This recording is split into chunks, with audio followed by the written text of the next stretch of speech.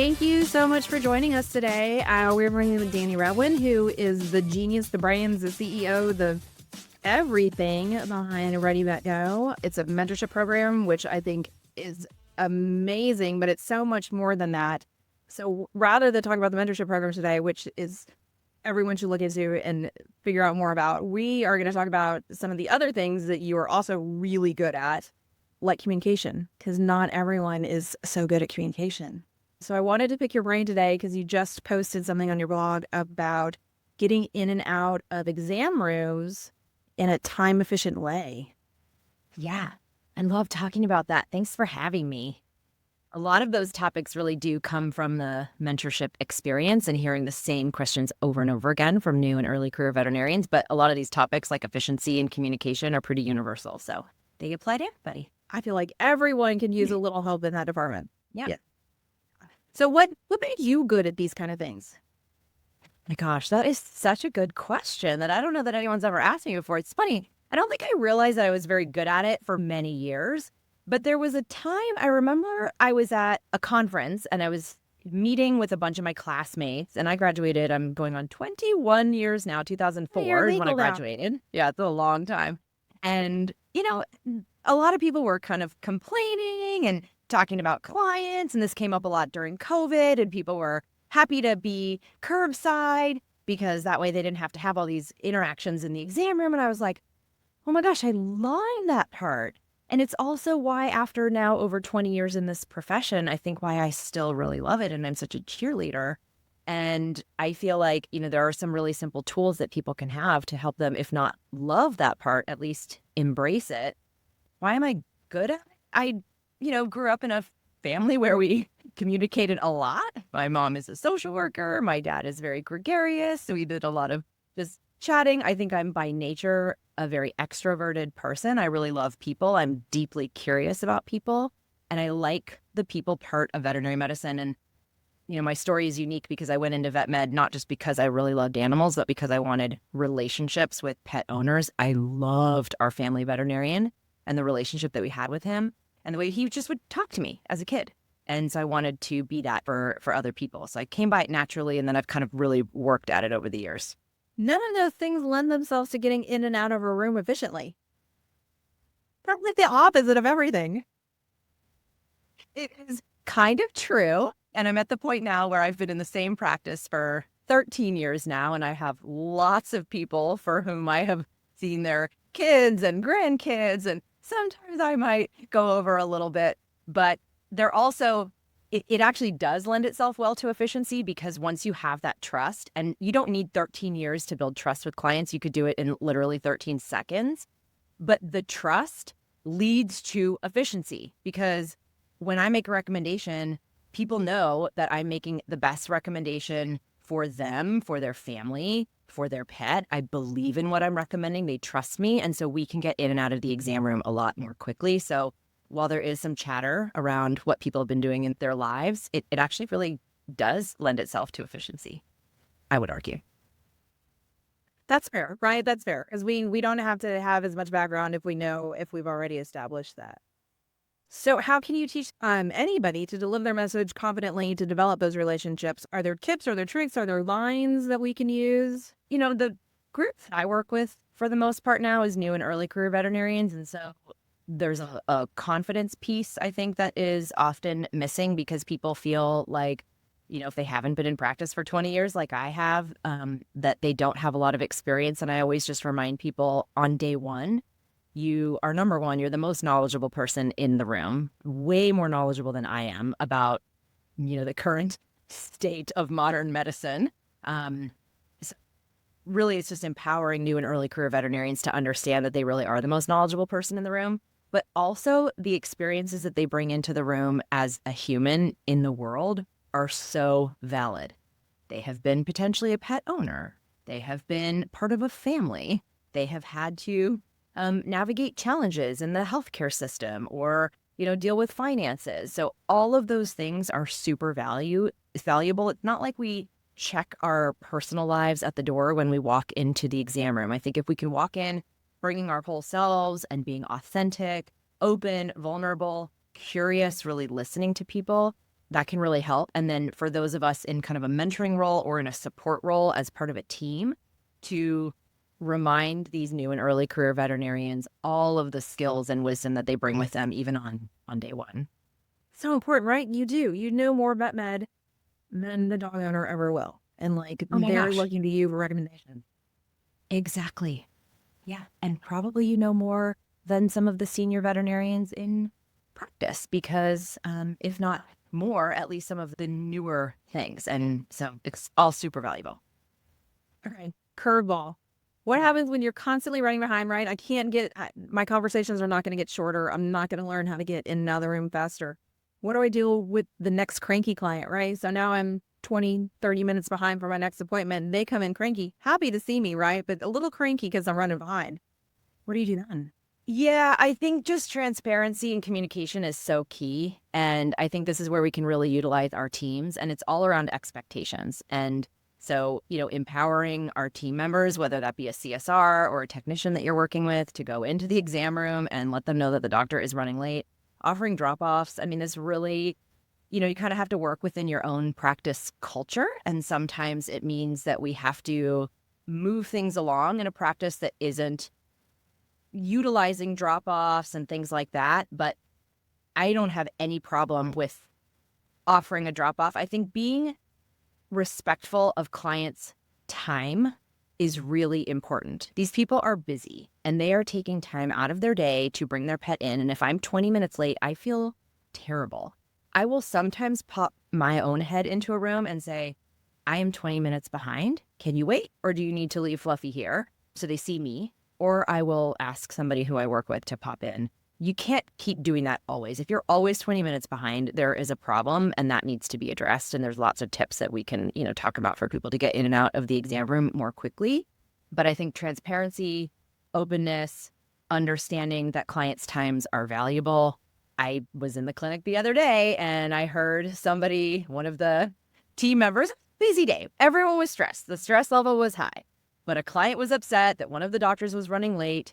And one of our team members said something along the lines of, what are they so upset about? When I go to my doctor's office, I don't get seen for an hour.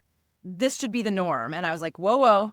That is not how we operate. Yeah. And so I think just, being really mindful and respectful of people's time. That's how I approach it. Well, surely she's cranky if she's an hour into her wait. Exactly. That's reasonable. Yeah. Uh-oh. Exactly. And then the doctor walks in and what are we up against? We're now up against a client whose defenses are up. They're probably already nervous. It was hard getting the cat in the cat carrier or bringing their sick dog in. There's a lot of emotion. So we're already dealing with that. And then you add a weight on top of that.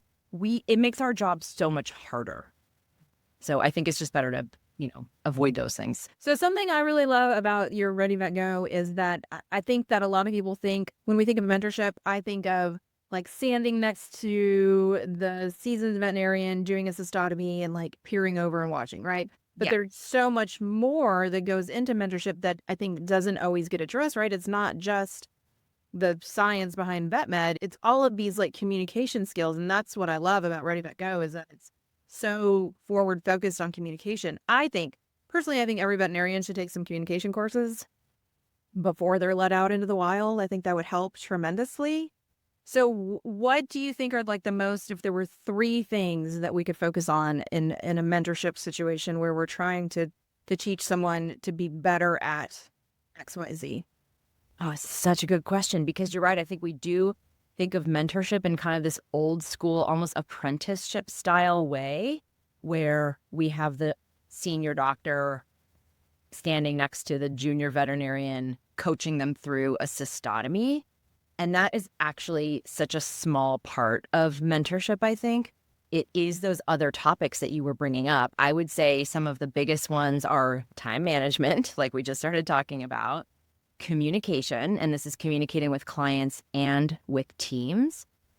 Confidence is a big one. I feel like so much of our jobs as mentors is to be cheerleaders and to boost confidence.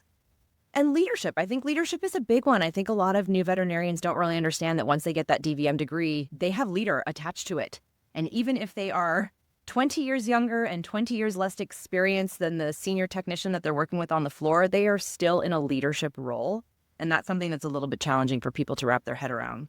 while they're also trying to navigate how to learn a new computer system and taking all of the amazing content that they learn in school and translating that into practice. There's a lot. But I think we think that the technical and medical things are going to be the most important, and they're actually not. It's all of those other things. It's efficiency, time management, communication, confidence, leadership. I think those would be the top probably 4.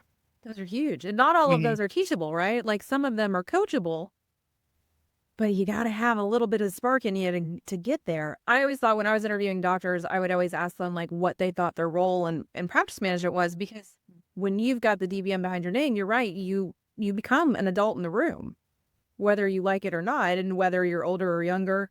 And so I always wanted someone like, you don't need to come to me to ask an employee to do something. Like you can just say, hey, you need to wear booties in the surgical suite. Like there's just some things that you can now handle as your own an adult and just ask accordingly. Yeah, I kind of love that was part of like the interview process that you would have is, what do you think your role is in practice management? That's just not something that's on the radar of a lot of new veterinarians. And it's such an important thing. But then to hear from you when you were in a practice management role, to hear you empower them to make those decisions, that's great. Sometimes that's all they need. Well, made my job easier too, right? If you're not coming to me for everything. Yeah, exactly. And did it work? There's so many people that just are kind of wallflowers, right? There's the group like you talked about earlier. Like there's the group that got into vet med because they like dealing with animals and not necessarily the people attached.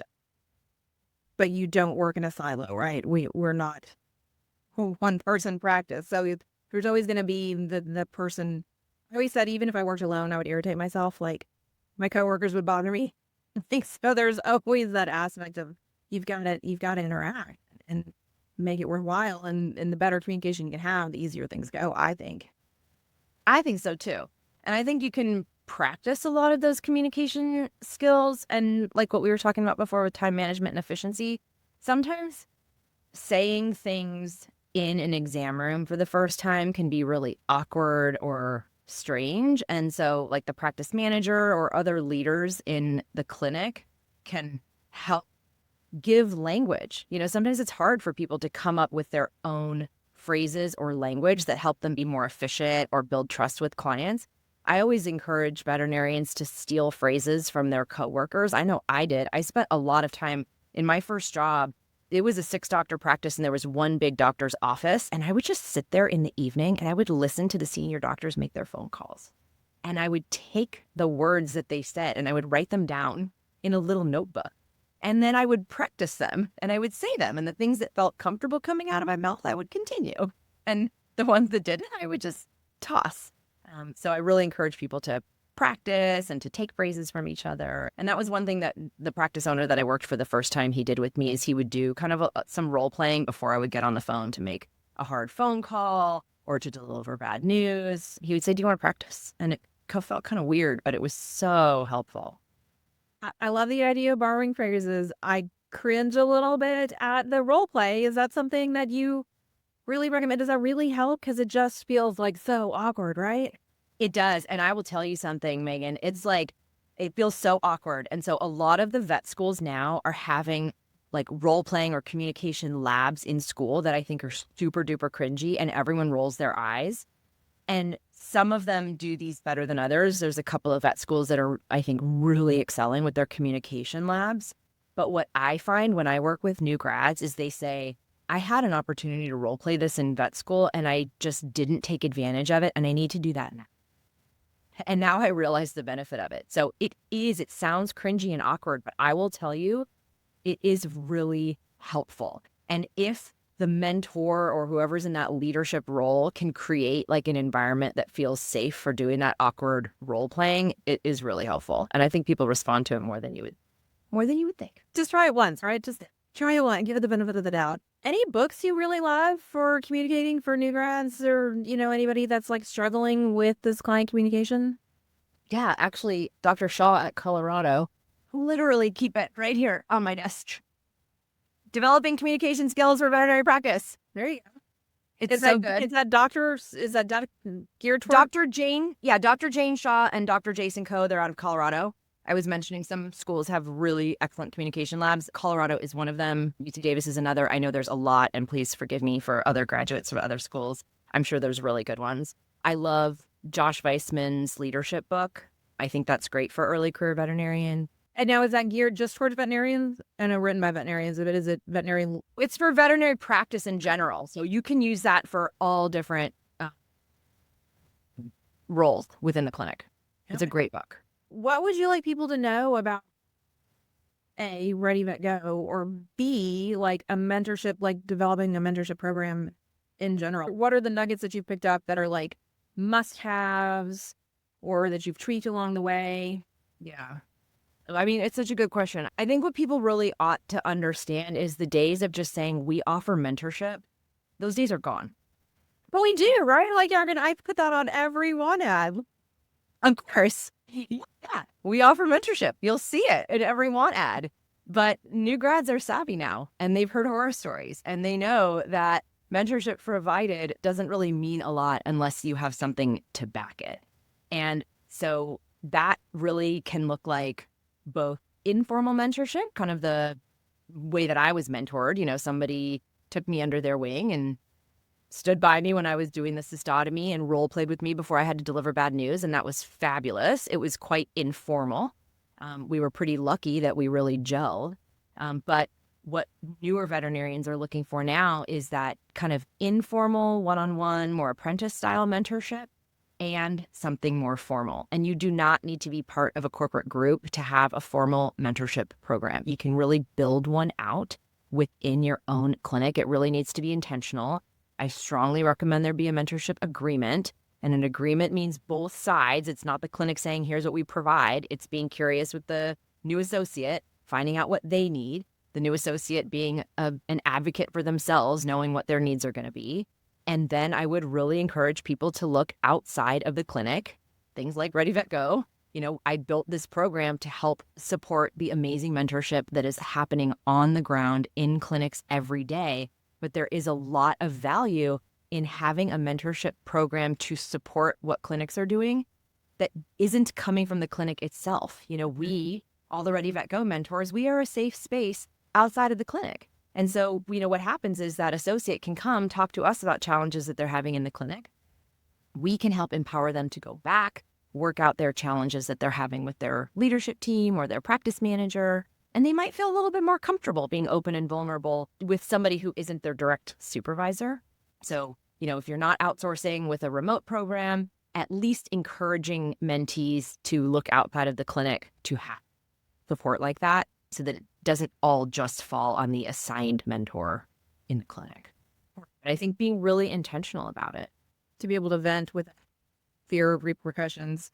Yes. Yeah, speak freely. Exactly. And Exactly. What should a mentee, like if I'm a new grad and I'm looking and everybody says they offer mentorship, are there some key words or some key questions that I should be asking to really like be able to flesh out if it's legit or if it's a good fit for me type of situation? Yes. Here's where I see new grads get burned. They interview at a place and they say that the clinic says we have this amazing mentorship program and we have this amazing veterinarian. She's an associate vet and she's going to be your mentor. And the associate veterinarian doesn't want to be the mentor, or they don't have time to be the mentor, or they love mentoring and they already have a new grad and they don't have the bandwidth to take on another one. So it is imperative that if you are interviewing at a practice, that you interview the person that you are told is going to be your mentor. I think that is extremely important. If there are early career veterinarians who are at the practice who have been there for a year or more, I would interview them and ask them what their mentorship experience is like or has been like, because I think that really says a lot about a practice. You know, I really encourage people to look at longevity in the practice. If there's not anyone in the clinic who's been there for a little while, that maybe doesn't bode so well. I was actually challenged by this on LinkedIn just the other day. Somebody posted that they didn't think that turnover was a very good benchmark for assessing a practice, because this particular practice owner said that they loved more than anything bringing on high school students, college students, vet students, and launching them off into the world to vet school or to off, you know, to doing other things. And so that made so that their turnover seemed a little bit higher. And I thought that was a really interesting point. But that would be something great to look for too. Do they value education? Do they like bringing people on that they can train and then have them go on to vet school or tech school or something? I think that's good insight, right? Because just checking the box, just saying, yes, we offer mentorship. What does it actually look like at the practice? I think that's, yeah, you can't just say that. You have to have something really to back it. And, whether that means you have like a team meeting and you sit down and you say, what does mentorship look like in our clinic? And not just for new veterinarians, but what does it look like when we bring on a new CSR or a new technician? And getting the whole team on board and writing it down and then having that mentorship agreement document. It's a fluid document. It should be revisited regularly. And I also, just want to say that I feel like a lot of times with mentorship, the onus on the relationship is on the mentor. Mentees have to take accountability for their own learning. The Western College of Veterinary Medicine in Saskatchewan did a mentee skills training curriculum. It's all published on JVME. I have it if people want it. I worked with them and built out a 3-hour course. So I have that on the Ready Vet Go website. So new grads can take this 3-hour course and really learn how to take accountability for their own learning. Because a lot of this mentor-mentee disconnect, when a mentee says, I wasn't mentored, and the mentor says, but I was mentoring. There's a lot of this disconnect. It comes from the mentee being, I sometimes think, a little bit passive in that relationship. So taking accountability for your own learning can help. And then having that fluid mentorship agreement document is really important. very good point. As we're closing, what do you want people to know about Ready Vet Go, and where can people find you? I would like people to know that Ready Vet Go exists as a resource to help support you and retain your new associates. We want to decrease turnover. A new associate is a big investment, and the more scaffolding and support you can provide for new grads, the better. So Ready Vet Go exists to help people with that. We also have a free community for early career veterinarians where we offer lots of free race-approved CE webinars. You can find everything you need to know at readyvetgo.co. And all the socials were at Ready Vet Go, and they can find me on LinkedIn at Dani Rabwin. Thank you so much for sharing all your knowledge today. Thank you for inviting me.